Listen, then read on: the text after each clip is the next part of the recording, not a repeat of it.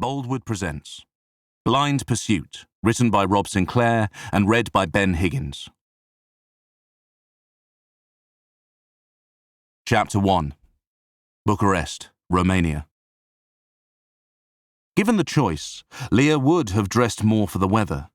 The heat had risen steadily over the morning, hitting over 90 degrees in the shade by midday and a hell of a lot more in the fierce sunshine, which was exactly where she found herself at the cafe table, waiting. Her jeans felt heavy, sticking to her clammy legs. Sweat rolled down her spine. The wet patches on her t-shirt, at least hidden from the people around her by the jacket she still wore, although keeping her dignity wasn't the only reason she'd leave the jacket on. She again wiped her brow with a napkin, then checked her watch. Nearly 12:30. She had originally arrived in the area before 7 a.m., which was one of the reasons for her heftier-than-needed clothing, as she had expected to be finished and at the train station for 8, out of the country on an air-conditioned carriage before now. Yet here she still was, waiting. She picked her phone up from the table and called Dennis again. "Still no sign?" she asked. "No, but I'm sure he's near." "I've been sitting here for more than an hour," she said, briefly glancing around the other half-dozen tables outside, 4 of which were taken. No one paid her any attention. But it had still been too long sitting here, out in the open. 5 more minutes and I'm moving somewhere else." "Please don't wait there. It's where he's headed. We've already changed the location 3 times, because he's several hours late. He'll be there soon. Hold out." Easy for him to say. He'd been sitting in the cool of his car, aircon probably blasting the whole time. He ended the call before she could say anything more. She wiped her brow again, called the young waitress over, and paid cash for the 2 sparkling waters she'd had. The woman gave her an apologetic look, perhaps noting her hot and flustered demeanour. Perhaps the youngster thought she'd been stood up by a date or something. The waitress glanced curiously, suspiciously, to the helmet on the table for a second before wandering off. Leah reached out and lifted the corner of the helmet just a little to see the edge of the brown envelope underneath. Still there, as if it could have moved itself, or as if the waitress or anyone else could have snaffled it away without Leah realizing. The phone buzzed on the table. "He's nearly there," Dennis said. "Dark grey Range Rover, approaching from your north." "You have a visual?" Leah asked. "Yes." From his drone, in the alley he was parked in, he had no natural line of sight of their guest or his vehicle at all, not even when he approached Leah at the cafe.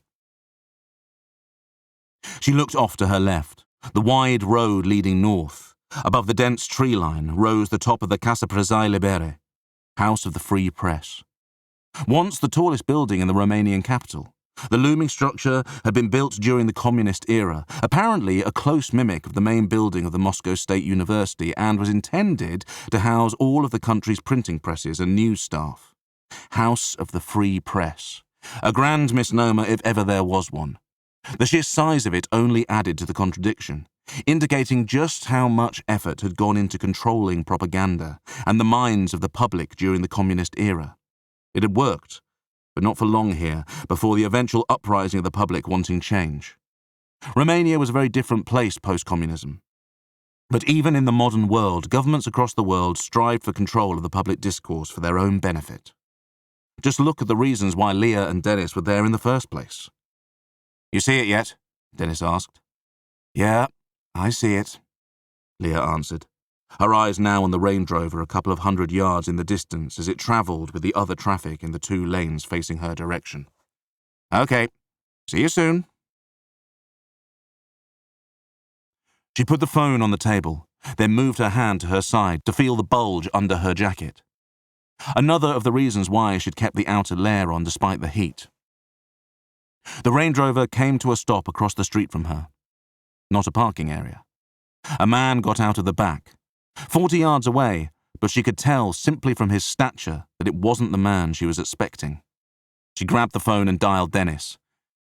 "It's not him," he interjected, before she could get a word out. So he had spotted the obvious from the drone, too. "No," Leah confirmed, a little unnecessarily, really, she thought after the word had left her lips. "Just stick to the plan." The call ended. The Range Rover remained in place at the side of the road, traffic already backing up behind it as the man made his way across the street to her. Leah studied him. He was casually dressed in jeans and a linen shirt, a little under 6 feet tall with a moderately broad frame, probably in his 40s judging by his greying and receding hair. No sign of him carrying a weapon, just an ordinary-looking guy in every sense. "You're Leah?" he asked as he reached her table. "Yes," she said. She indicated the chair opposite. He scanned the vicinity before pulling it out and taking it. His eyes fell on the helmet. "Where's Yuri?" she asked. "It was supposed to be him meeting me here." "In the car." "And Anderson?" A mischievous smile crept up the man's face. "In the car too. Do you have it?" he asked. "It's in the car," Leah responded with her own smile, and the man's dropped away. He took out his phone and rattled off something in Romanian. Leah knew the basics, but spoken at speed, and with his hand over the receiver to muffle his voice, she could make out next to nothing. Not that she needed to. She understood what he would be relaying. His unhappiness that the swap wouldn't be anywhere near as simple as it could and should have been, but they played their part in that too. All to be expected, really. Although Leah certainly wasn't trying to screw these people, she just wanted to make sure all parties got what they'd been promised, and hopefully without events going south. She reached out and lifted her helmet from the table. The man looked a little put out when he saw the brown envelope underneath. He quickly slid it towards him and onto his lap. "A small gesture," Leah said. The man opened the top of the envelope and pulled a few of the papers a couple of inches out before scanning them and then sliding them away again. He pulled the phone to his ear once more. Another muffled conversation followed. "Can I speak to him?" Leah asked, halting the phone conversation. "To Yuri. But I want to know you really have Anderson in there too." Silence from the man for a few seconds before he was doing the talking again, but a few seconds later he held the device out to Leah. She took it and pressed it to her ear. "Yuri?" she asked. "Yes, look at the car." She glanced that way. The car rolled forward, a few yards closer. The passenger window slid down to reveal a man's face. Leah's heart thumped her ribs a little harder. Anderson. Behind him, a more shadowy face peered over, phone to his ear. Yuri. "Satisfied?" he asked, the window already gliding up. "Yes." She handed the phone back to the man. He killed the call. "Where's the car?" he asked her. "Too far to walk," Leah said. She stood up from the table, helmet at the ready. "Follow me." She didn't wait for a response before she turned and headed to her motorbike, parked by a bollard not far away. The man had initially stayed put, but by the time she had her helmet on and was stepping onto the bike, he was at the SUV. As she turned the key, he was inside, and the Range Rover pulled out and took a right towards her. She sighed, long and hard. The heat of the helmet one reason. Relief that this hadn't yet gone awry another. Trepidation that they still had the biggest hurdle to come another. She moved out into the road, took things slow and steady. The reality was that Dennis was actually pretty nearby, really. Less than a quarter of a mile in a straight line from the cafe, although the route on the mostly one-way streets was a mile and a half. She soon turned the final corner to the alley and pulled the bike up to the side of the building, Dennis's car 10 yards in front. The Range Rover stopped just behind her, blocking the exit that way. The engine remained rumbling. She got off her bike and made her way over to Dennis's car. He stepped out as she reached it, his manner stiff, poised. "We good?" he said to her quietly. She nodded in response, though they both knew this was the most dangerous part of the exchange. He opened the car boot and they stood on either side. The same man emerged from the Range Rover first, but he didn't come forward. Instead, he pulled Anderson from the back while Yuri got out the other side, an unseen figure still behind the wheel. Yuri walked towards Leah and Dennis, hesitant as hell, while his accomplice stood guard with Anderson. Yuri's head and his gaze shifted left, right, up, down. "Just you two?" he asked. Just us, Dennis confirmed. The truth, although Leah didn't really mind so much if Yuri didn't believe them. Perhaps it gave them that little bit more security if Yuri thought they had more backup here. This isn't what we agreed, Yuri said. No, Leah said. It isn't, because you were supposed to be here at 7. I explained to him why that wasn't possible, Yuri said, nodding to Dennis. Doesn't matter now, Dennis said. Let's just finish things. Yuri continued forward, Dennis and Leah standing firm. Yuri stopped a couple of yards from the car and looked inside the boot. That's it? He said. The money's in the holdall, Leah said. Everything else you were promised is in the satchel. She held the satchel towards him, but he didn't take it. Count the money if you want, Dennis said. You take it out for me, Yuri said. Leah nodded to Dennis and he reached into the boot. Yuri's hand slipped behind him. Dennis! Leah shouted. Bang! Not Yuri firing. The guy by the Range Rover. Leah dove for cover at the side of the car. Bang! Bang! A body crumpled down, head smacking onto the ground right by her. She expected to see Dennis's lifeless eyes staring at her. No, Yuri, although the twisted snarl on his face showed he was still alive. For now. Get out of here! Dennis yelled, tossing the satchel to her before letting off a volley of gunfire at the Range Rover. But as she got up, a bullet sank into her ankle. She gritted her teeth and roared with anger and pain and stumbled to the ground.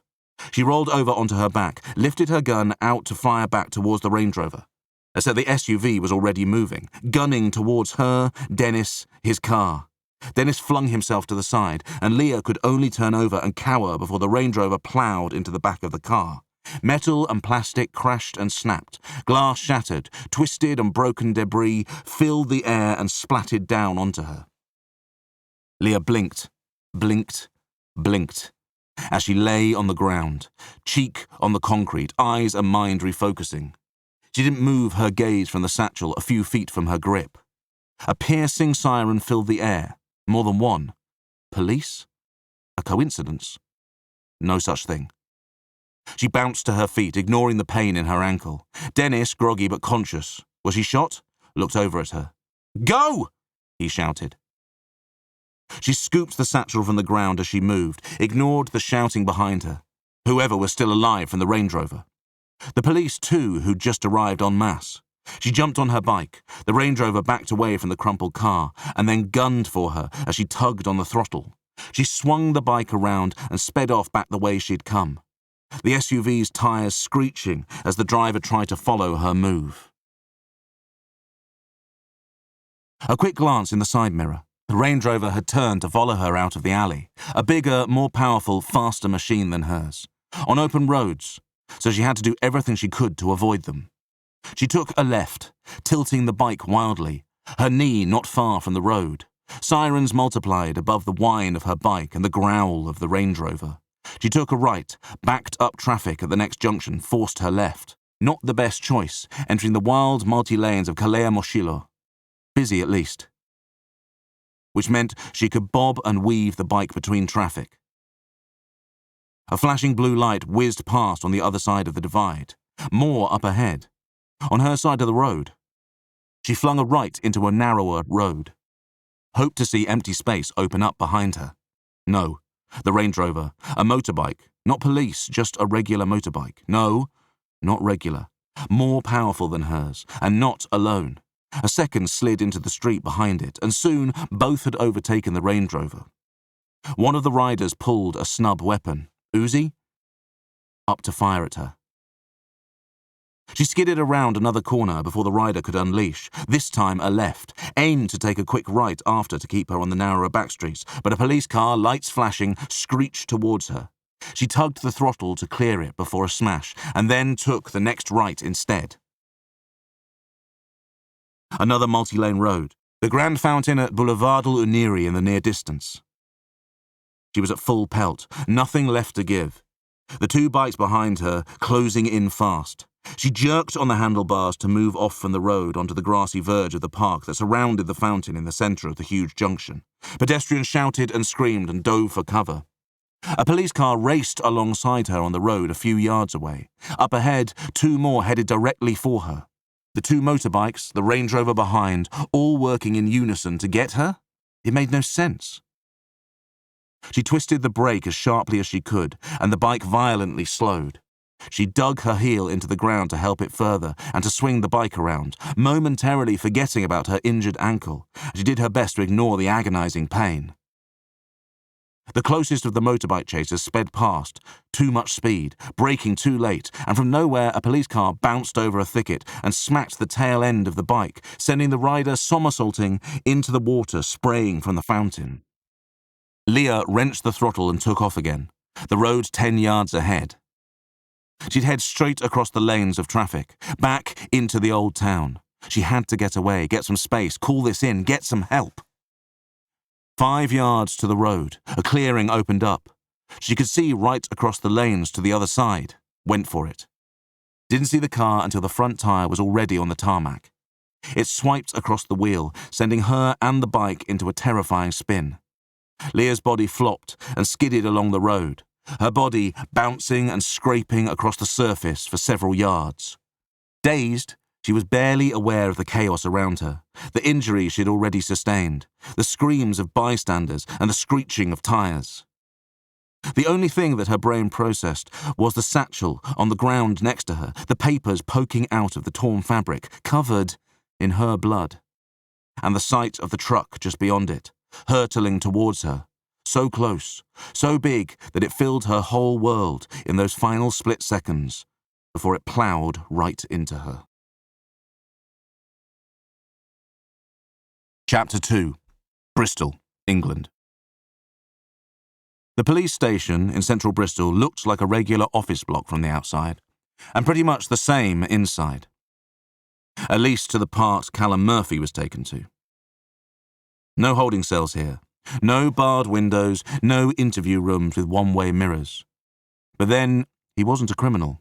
He hadn't been arrested. In fact, he didn't fully understand why he was there at all. But in his dumbfounded state back at the construction site, he simply agreed to the officer's suggestion that he come here to talk to them. "Mr. Murphy, I'm sorry to say that your wife, she's dead." A bad day had become infinitely worse in that moment. He'd been in the midst of a heated argument with the project manager and the building inspector about a mistake that was undeniably of his making, even if it was entirely unintentional. His mind was more concerned at that point about the state of his late mentor's business, with Callum now thrust to the front to take the reins, than in making any excuses for his failures. But then, the police had arrived.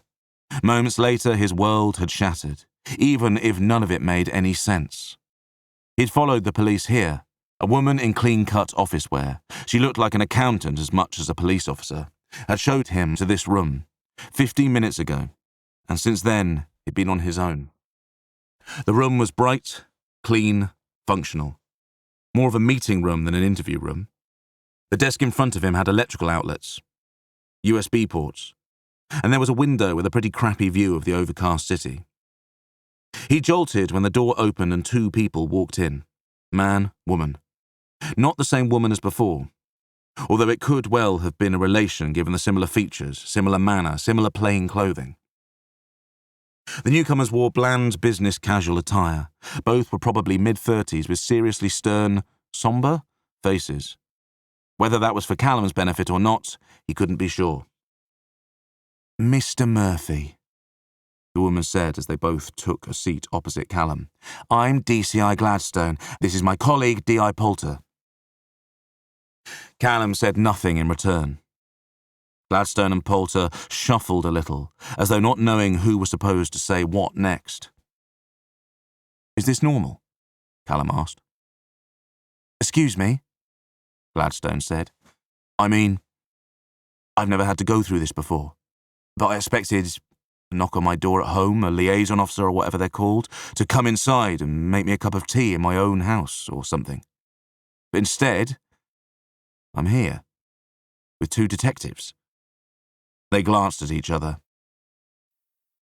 "I'm very sorry, Mr. Murphy. It will become apparent why, but firstly, I'm so sorry for your loss. From what we understand from our colleagues overseas, your wife was involved in a motorbike accident in Bucharest this morning. Bucharest? Romania. No, I know where Bucharest is. But Leah wasn't in Bucharest. She was in Prague. A conference with her employer, BTS. It's a consulting company. That's what she does. Gladstone held her hands up, shook her head. I'm sorry, Mr. Murphy. I don't know anything about that. Only what we've been told. A motorbike accident? As in, she was knocked over or what? I believe she was driving. She was involved in a collision with a truck. Callum snorted, his hackles rising. He hadn't expected to come here feeling like this. In the car over here, it felt numb more than anything else. Not even distress or sadness. That had only crept in as he'd sat in this room, calling Leah over and over, hoping she'd pick up, and he'd find this was all a horrible mistake. Except she hadn't picked up. And so the worry, the guilt too, though he wasn't sure why, had grown and grown, until these two had arrived and started talking. Now he was feeling mad more than anything, because none of this made any sense. They weren't talking about Leah. We've been together for the past 3 years, Callum said. She's never ridden a motorbike once. She hates anything fast, so why the hell would she be doing that in Bucharest when she's in Prague?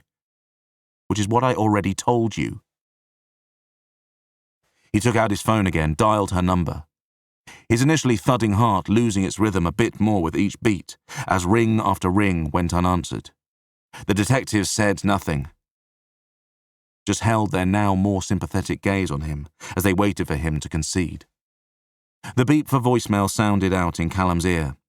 He thought about leaving a message, wanted to leave a message, and for Leah to pick it up and then call him back and laugh at him down the phone for acting so insane and believing what he was being told. Instead, he hit the red button as her voice message played out again and then placed the device softly on the table. I know this is hard for you, Poulter said, but we've already had your wife's body identified. It's definitely... Identified by who? Isn't that my role as her next of kin? No answer. I want to see her. Silence from the detectives. I want to see her. We'll have someone else talk to you in due course about repatriating her remains. No, I want to go there. If you're saying she's in Bucharest, I want to go there now. I need to see her. I need to show you two that this is... He stopped when Gladstone pulled out the glossy photos from her stack of papers. She slid a couple across the table. Callum's eyes cast on them, and after that, he couldn't look away. Mr. Murphy, the accident was bad. I'm not saying you can't go there, but I will say it probably won't help you. An identification from you or any other family member won't be necessary. I understand her identity was confirmed through her fingerprints and... You recognize this tattoo on her wrist. He stared at the photo. The black of a road below tainted skin. The black of a road speckled with red. A hand. Fingers twisted and gashed. A ring on the third finger. The ring that a little over a year ago he'd put there. Just above the wrist was the sleeve of a jacket he didn't recognize, torn and bloodied. Below the wrist, among the blood, was the small tattoo she'd already had when he first met her. 2 Chinese characters, she'd told him. Hope and light, or something like that. He couldn't even properly read his native language, for God's sake, but he loved those 2 Chinese characters. The intricate patterns, swirls, hope and light. There wasn't much of either of those right now.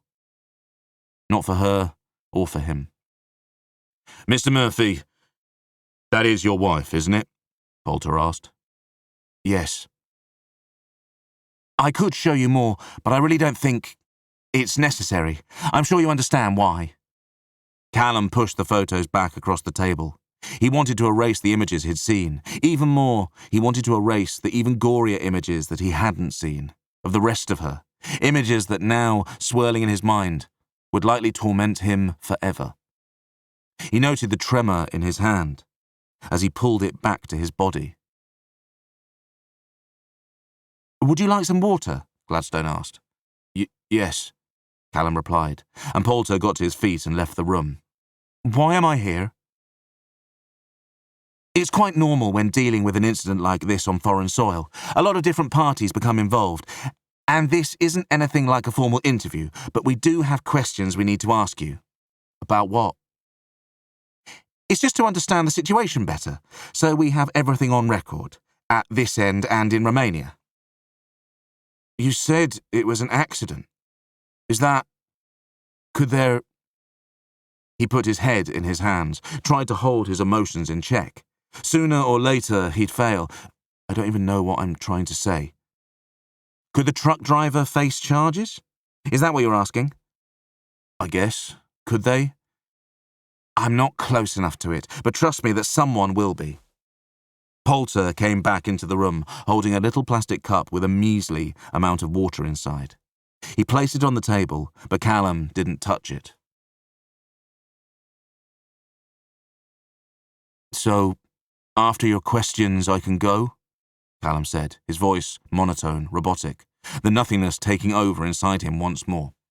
Yes, Gladstone said. Then ask. When did you last speak to your wife? Last night.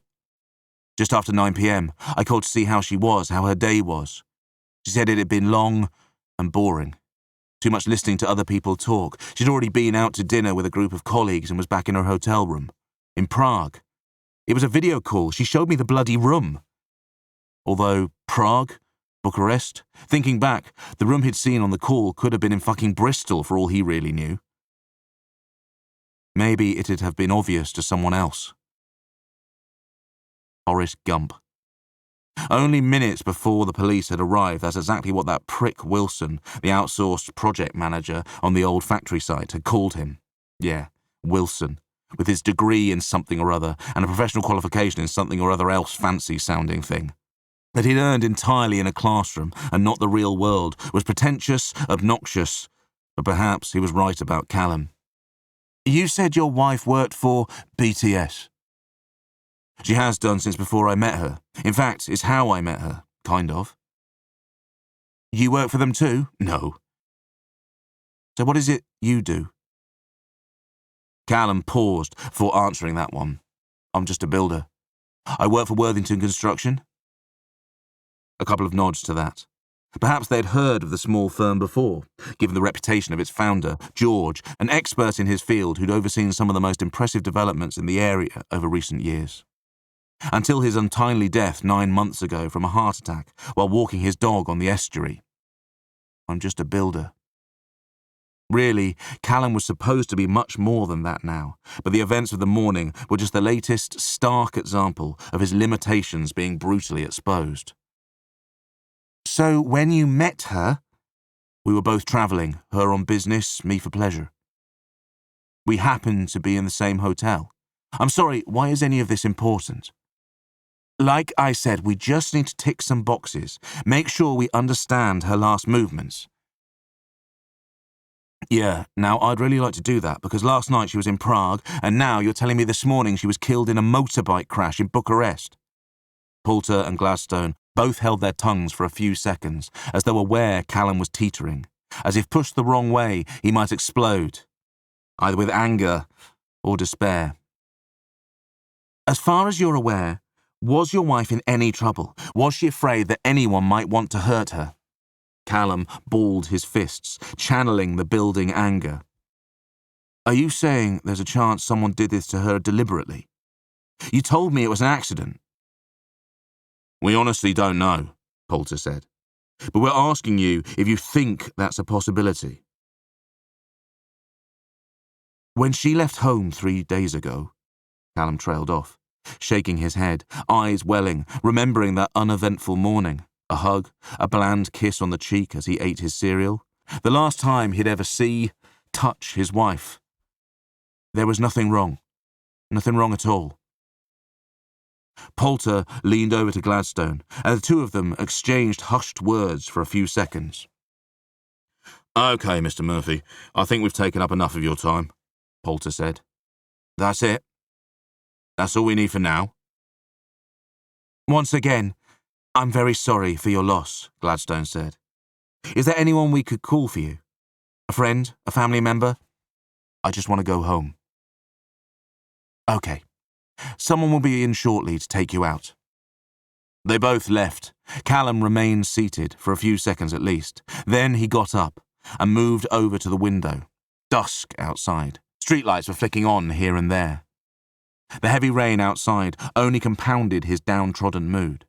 He turned away, trying to keep his head clear of any thought. He moved to the door. Tried it. Locked? He turned and looked around the room. Eventually found the camera up in one corner. He stared at it, as though expecting to see something there. Answers to the myriad questions he now had. The door opened, and he instinctively swiveled and stepped back as though to protect himself from whoever was on the other side. The same woman who brought him here in the first place. "Mr. Murphy, you're ready to go?" "Yes." "Follow me." The stop-start journey home gave him plenty of time to dwell. Too much time. He tried calling Leah again. Stupid, really. But what if... No answer. He thought about who else to call. His parents? His brother? But he was too lost, too numb to do so. What would he even say? And what would be the point? Nothing would change the fact that his wife was dead. He simply didn't have the strength to face reality right now anyway. The first thing he'd do when he opened the door was rush to the drinks cabinet, take out a whiskey, drink until he passed out on the sofa. Angel's Envy, his favourite. A bottle Leah had first bought for him on a trip to the US. Memories spiralled in his head. Every fucking thing he looked at and thought of reminded him of her. It'd be all of a couple of hours since he'd been told the news, and look at the mess he was in. How the hell could he do this? How could he cope? But above all the trauma, something else swirled too. Unanswered questions. Why the hell was Leah in Bucharest at all? His phone chirped as he turned onto his street. He looked at the screen, willed to see her name and the little icon of her face. No, it was work. He'd had several calls, voicemails, emails in the intervening time since he'd left the site. Some from Wilson, some from Gloria, George's widow, who still ran the office, a couple from his foreman too. No chance of him attempting to figure out how to respond to those yet, even if perhaps carrying on with normality would be a good thing right now. Normality? Nothing would ever be normal again. He parked up on the drive. The house sat in darkness. He'd hoped to see a light on, to walk through the door and see her there, hear her pottering, smell her cooking.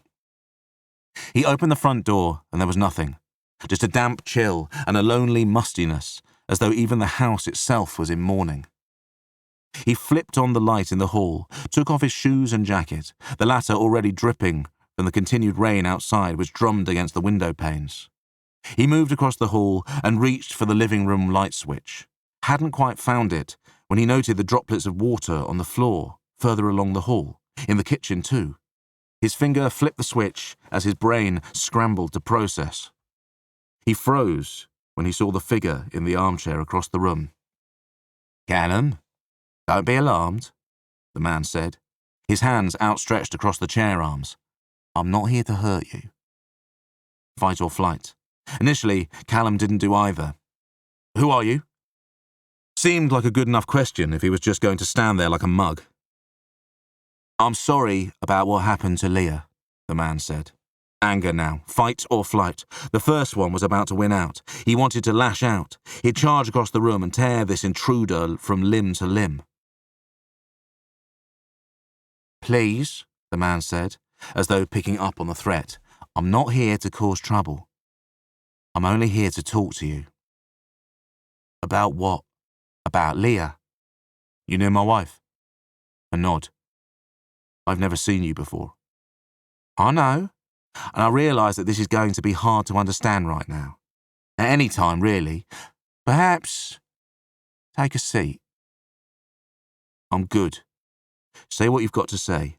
Or maybe I should just call the police." Callum reached for his phone. "You don't need the police, you only need to listen." "Let me be the judge of that." Footsteps behind him. Callum spun to see a young woman in the kitchen doorway. "It's okay, big man," she said, raising her empty hands, as if to show she wasn't about to attack. "I'm with him. Callum switched his gaze from one to the other. "I'll give you 5 seconds," Callum said to the man, "and then I'm charging at you first." "Mr. Murphy, there'll be no need for that. But let me put this simply. Your wife wasn't the woman you thought she was." Dark thoughts burrowed, wrestling for control. "In fact, I'm here to tell you that pretty much everything you thought you knew about her was a lie." Chapter 3. "My name's Warren Brant," the man said, before Callum could question or protest or attack or whatever else. "This is my colleague, Jen Hinch." Callum took a moment to look them both over. Probably in their late 20s, wearing casual clothing, jackets. The woman's was brown leather, the man's thick fabric. She wore black, heavy-duty boots, which together with her mop of short, messy hair, gave her a tomboyish, no-messing look. The man was a little more innocuous, with trainers, clean-cut face, though he had a glint in his eye that Callum couldn't quite describe. Confidence, but cold and calculated. "Colleague from where?" he asked. "We're getting to that. But we both worked with your wife." "At BTS?" Brant smiled, a little mockingly, as though he thought Callum were an idiot. Callum's anger only rose further, though he held it inside. Leah's job at BTS didn't really exist. It was a front. She worked for SIS. Callum's brain was still deciphering that when Brant helped him out. MI6. Callum shook his head. "No, this is bullshit. What the fuck are you two doing?" "We're not lying to you," Hinch said. And you expect me to believe you're good guys, breaking into my house, waiting for..." "Callum, I know this isn't going to be easy to understand right now, so let me just fill in some of the biggest blanks for you. Leah worked for SIS for years, since before she met you. You don't need to know how it started, what she did, but I will be very clear with you. Her death in Bucharest has created a big headache for a lot of people." "Headache? You think my wife's death is a headache?" Brant shrugged. "Leah was in Bucharest on an exchange deal." "With you two?" "Actually, no, but we know enough of the details. She and a colleague were passing intel to a Belarusian asset in exchange for one of our own." "One of what? An asset? A person?" Callum's brain pounded. He heard all the words but struggled to make any sense of them. "Are you saying she was killed? There was no accident?" "We don't know for sure. We know the exchange went bad.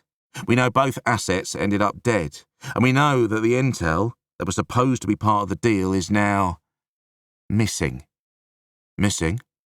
Brant said nothing more, just stared at Callum as though he expected a eureka moment. But then... "You mean you think Leah took it? Hid it?" "Honestly, we're still wading through the mess. Leah died in Bucharest, a traffic incident, but only after she'd fled a scene where 3 other bodies were found, and we have another agent, her partner over there, missing too. Leah couldn't. Let's just say right now, you probably have no idea what your wife was capable of," Hinch said, with a pretty hostile tone. "But I'm not saying Leah killed those 3, Brant said. "Just that we don't know what led to that fight, or to Leah running, or to the intel she was supposed to be delivering going missing, along with her partner." "This is too much," Callum said, moving further into the room and slumping onto the sofa, the idea of these two being a threat to him diminishing as his brain fog multiplied. "It's possible she hid it over there," Hinch said, now taking up the living room doorway. "Hid it?" Callum said. "What are we talking about? Papers, DVD, a hard drive?" "Any or all of those things," Brant said. "And you still..." Callum paused and slumped further. "That's why you're here. Not for my benefit or to help me understand the truth about my wife after years of lies, but because you think I know something." Neither of them said anything to that. Well, I can make this very clear to you. I know nothing. Nothing at all. She might have lied to you, but she was still your wife, Hinch said. You still knew her better than anyone. Based on what you're telling me, I'm not sure I knew her at all. But you can help us. I mean, did she ever talk to you about how she was a spy? Leading a double life? Haven't you figured the answer to that yet? Of course she fucking didn't. I never suspected a thing, which only goes to show what a fool I am. Which only reinforced what most people already thought of him. Nobody said that, Brandt added. Seriously, Callum, this is really important.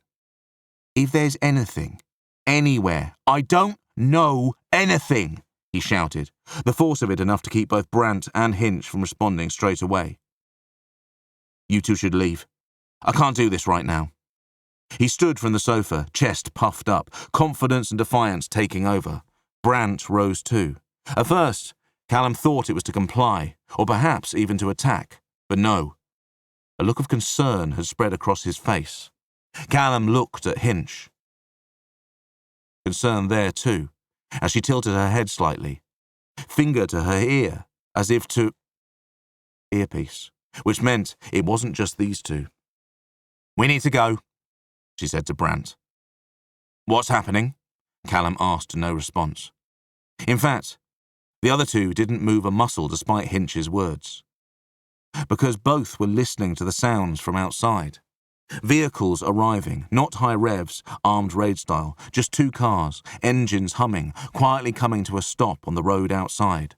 Soft clunks as doors, 2, 3, 4 perhaps, opened and closed. It's the police, Brandt said to him. Just play it calm, get them to go away. Nobody needs to get hurt. Perhaps those words were supposed to fill Callum with confidence. They really didn't. Why would the police turning up result in a fight here? Only one obvious explanation. Despite their claims, these two hadn't been truthful with him at all. Hinch tiptoed past him, further into the living room. A moment before the doorbell rang, 3 loud bangs on the door followed.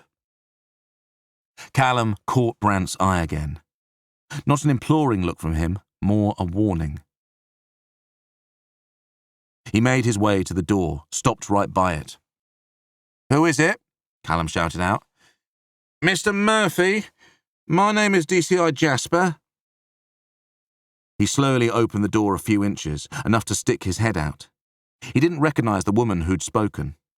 Not someone he'd seen earlier in the day. She flashed him a warrant card before he looked over the hefty uniformed officers who flanked her on either side, big utility belts on each of them. Hard to tell in the darkness, but... Is everything okay? Jasper asked, her face not betraying her mistrust. Why wouldn't it be? Mr. Murphy, we really need you to come with us to discuss your wife.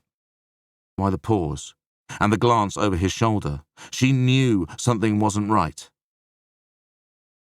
Mr. Murphy, is there someone else here with you?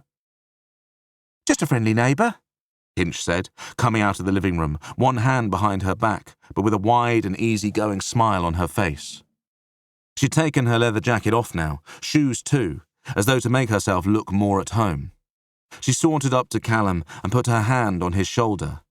But as she slipped it down, he felt hard pressure in his lower spine. Not a hand or a finger. Metal. A gun. Is there a problem? She asked. No problem, miss. We just need to speak to Callum. It's been a horrible day for him, Hinch said, her voice all soft and feminine now, none of her previous hard edge. For all of us, really. Whatever it is you need him for, can't it wait until morning? Actually, no, it really can't. I can explain more in the car, but I really do need you to come with us, Mr. Murphy. It's fine, Callum said to her. Just give me a few minutes to get ready, yeah? Jasper didn't look impressed, particularly when he went to shut the door. She stuck her foot in the way to stop it from closing. We'll be right here, she said, waiting. Hinch turned and moved back into the living room. No sign of the gun now, but she'd made her point. Callum followed her, in 2 minds, 3 minds, 4 minds. He had so many conflicting opinions of what he should do. Attack and run was the one which appealed the most. But who the fuck was he supposed to attack? Two strangers in his home, or the police outside? He hadn't made a decision when he heard shouting from outside. He was about to turn when gunshots boomed from the street. "Move!" Hinch shouted, dashing back out of the living room, firing her weapon at the front door. "Come on!" she shouted, rushing off into the kitchen. Brandt came out, grabbed hold of Callum to drag him towards the back, but then they both paused and hunkered as a spray of bullets came their way. Brandt fired in return, and then went to grab Callum again.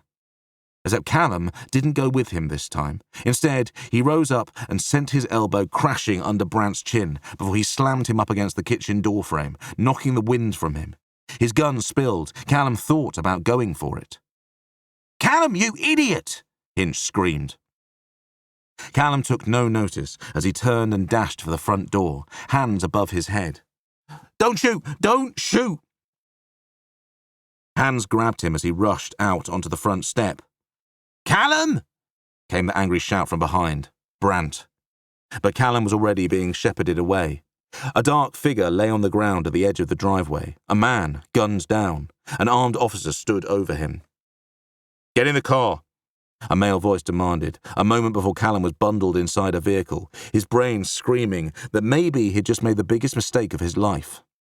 The car blasted off down the road as he writhed to pull himself up in the seat. It's okay, came the voice from next to him, a familiar voice that provided just a little bit of comfort, but not much. "You're okay," DCI Jasper said again, although as he looked over at her, the fear on her face suggested the opposite. "What the fuck is happening?" Callum yelled at her. "That's a damn good question.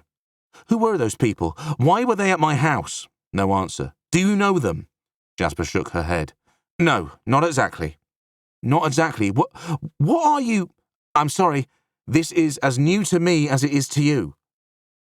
The next moment, she was speaking into a radio, though she turned away and Callum couldn't follow the whole conversation. Up front, a uniformed man sat in the driver's seat, an armed officer, his hefty weapon on the passenger seat next to him. Not the safest way to travel, probably not protocol, but maybe because neither he nor Jasper had expected to be fleeing like they had. Except the fact she'd turned up with an armed team in the first place. "They got away," she said when she'd finished, and Callum wasn't sure if she was speaking to him or the driver. "But we got the third one," the driver said. "We got a dead body," Jasper said. "Will someone tell me what the hell is going on?" Callum yelled. Nobody did, though the driver caught Callum's eye in the mirror. A look he couldn't figure out, but perhaps it was supposed to be some sort of answer. "Perhaps by now you figured out your wife wasn't the woman you thought she was," Jasper said. "Something like that. I'm led to believe she had links to SIS. Links. A strange way of putting it." Jasper stared at him as though expecting a response, so he gave her one. "Those two in my house said the same thing, that they worked with her." "You think the people who just attacked police officers were the good guys?" Good? Bad? Callum had absolutely no idea. "I don't know who they are," Jasper said, "and that's the truth. I only know I got a call, a demand to go pick you up with an armed response team and bring you back to London." "London? We're from the Met." "But—" The comment or question never came out. "All I know is that this is to do with your wife's death. Or her job." Callum said nothing, his confusion too all-consuming. The next moment, the car slammed to a stop, sending Callum shooting forward in his seat. Not the other two. Apparently, they had been ready for it. The front passenger door opened, and another uniformed officer stepped in, carefully moving the driver's firearm out of the way. At the same time, Jasper opened her door to get out. "We've got a drive ahead of us," she said, turning back to him. "Plenty of time for you to get your thinking straight. When we get to London, you're going to tell me everything you know, or thought you know, about your wife. And I mean absolutely everything." She stepped out of the car and slammed the door shut. Not a moment later, and Callum was pushed back in his seat as the car shot off down the road. Chapter 4. Toulouse, France. 3 years ago. Grand Hotel François de Rossier sat nestled on a quaint old-world street in central Toulouse, not far from the Capitole. A huge neoclassical building that could have doubled as a luxury palace given its intricate facade and prominent position in a huge open square. In addition to being the main administration building in the city and a big tourist draw, the Capitole also housed the well-regarded Théâtre des Capitole de Toulouse, which naturally meant that the hotel itself was busy with tourists all year round.